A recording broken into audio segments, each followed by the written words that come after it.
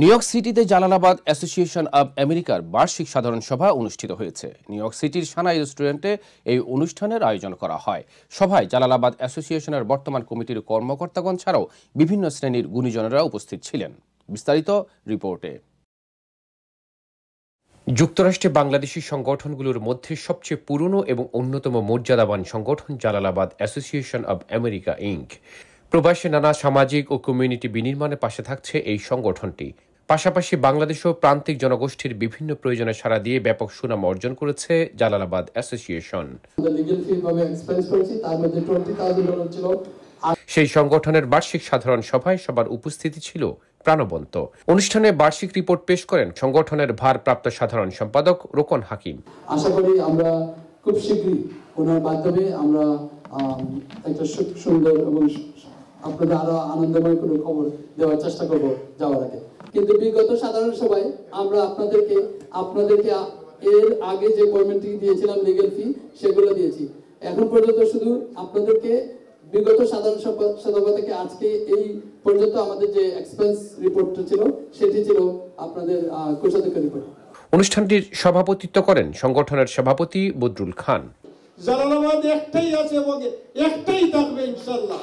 তাই আমি আপনাদের কাছে ব্যর্থ কণ্ঠে এই কথাটাই বলি, যেন আপনারা কখনো জালালাবাদ বদরুল এই নামে উল্লেখ করবেন না। আমি জালালাবাদের নির্বাচিত প্রতিনিধি হিসাবে আপনাদেরকে আজকের সাধারণ সভায় আপনাদের কাছে করজোড়ে অনুরোধ করতেছি, আমাদের সংগঠনের নামের সাথে যেন অন্য কোনো কিছু আপনারা জড়িত করবেন না। চমৎকার এই আয়োজনে আলো ছড়িয়েছেন বাংলাদেশ সোসাইটির সভাপতি আতাউর রহমান সেলিম। এই সংগঠনটি আমাদের প্রাণের সংগঠন। এই সংগঠনটি গত কয়েকদিন ধরে দ্বিধা বিভক্ত হয়ে আমরা আর বাইরের লোকদের কাছে আমরা বলতে পারি না যে এটা কোন জালালাবাদ, কিন্তু জালালাবাদ আমাদের একটাই আছে, সেটি হচ্ছে Jalalabad association of America Inc. আমরা আর কোনো জালালাবাদ জানি না, কিন্তু এরপরেও ঐক্যের ফসল বাম্পার, আমরা সবাই সিলেটবাসী। অনুষ্ঠানে বার্ষিক রিপোর্ট পেশ করেন কোষাধ্যক্ষ মোহাম্মদ আলিম। যুক্তরাষ্ট্রে অবস্থানরত সকল জালালাবাদবাসীকে একটি প্ল্যাটফর্মে নিয়ে আসতে এই সংগঠনের প্রতিষ্ঠা। এ কারণে সাধারণ এবং আজীবন সদস্য হিসেবে সকল জালালাবাদবাসীকে অন্তর্ভুক্ত করা আমাদের লক্ষ্য। এটি সংগঠনের আয়ের অন্যতম একটি উৎস। এবছর আমরা এই খাত থেকে বেশ কিছু আয় করেছি। এ সময় বক্তব্য রাখেন প্রধান নির্বাচন কমিশনার আজিমুর রহমান বোরহান, ট্রাস্টি বোর্ডের সদস্য বদরুন নেহার খান মিতা।